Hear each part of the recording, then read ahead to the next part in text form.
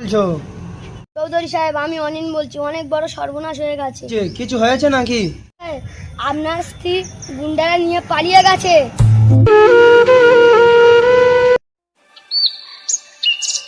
বেটা, খাওয়া দাওয়া হয়ে গেছে? না বাবা, আর একটু খেতে বাকি আছে। তাড়াতাড়ি নেই, আমি বাজারে যাবো।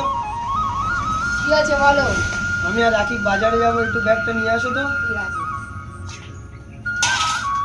রাকিব, খাওয়া হয়ে গেছে? হ্যাঁ বাবা, হাতটা ধুইছি। তাড়াতাড়ি খেয়ে নে। বিজয়, ছাতাটা নিয়ে চলে আয় তো। জি বাবু, ছাতা এনেছি। খাড়িয়ে দে। বাবা, আজকে একটা বড় পল্লি আন। ঠিক বলেছি বেটা, চ আজকে তোর জন্য একটা বড় পোল্ট্রি আনি। ফাতেমা, তাড়াতাড়ি ব্যাগটা নিয়ে আসো তো।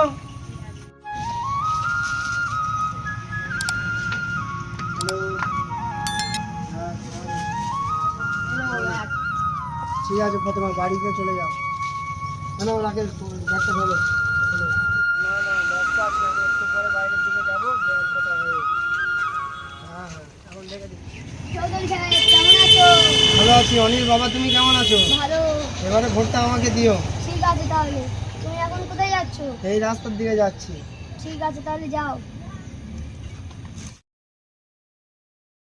রাকেশ, ছাতাটা এবার বন্ধ কর। ঠিক সাহেব। বাবা, আজ জলাশয় থেকে ঘুরে আসি, চলো। হ্যাঁ চ বেটা, অনেকদিন ধরে ঘুরে আসা হয় না, চল। চলে আসছি, ব্যাগটা নিয়ে যাও।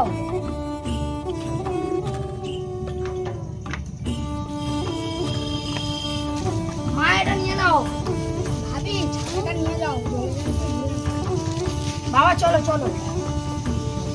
পুরো বড় বড় মাছ হয়, তাহলে আমাদের জন্য একটা ধরে নিয়ে যাবে। হ্যাঁ বেটা, ঠিক বলেছি।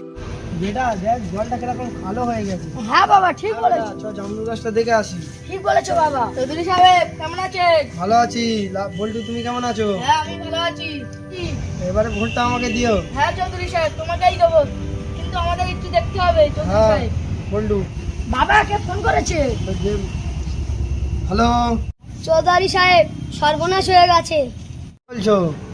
চৌধুরী সাহেব, আমি অনিন বলছি। অনেক বড় সর্বনাশ হয়ে গেছে। কিছু হয়েছে নাকি?